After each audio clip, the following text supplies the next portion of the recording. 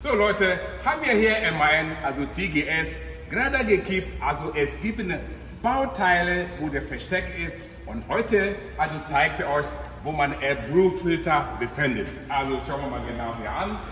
Also schauen wir mal die Kiste hier an. Hier drin, so hier unten ist es Brühfilter. Also wenn man wechseln muss, muss man nicht länger suchen. Hier haben wir den direkt. Also hier kann man wieder was hier sehen, deutlich. Schauen wir mal genau hier an.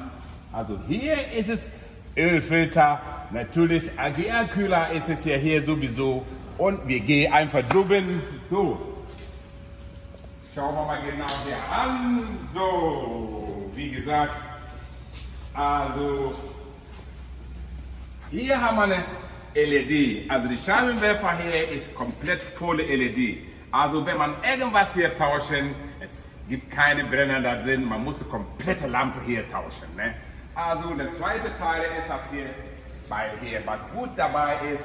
Hier befindet unter, also Luftfilter, ganz oben, wenn man den Wagen kippt, direkt oben hier, das ist der also Luftfilter. Aber was bei dem fein oder gut dabei ist, hier haben wir einen Ölmessstab, schauen wir mal genau hier an. So, dann hier haben wir den Filter, also Kraftstofffilter ist ganz unten zu sehen.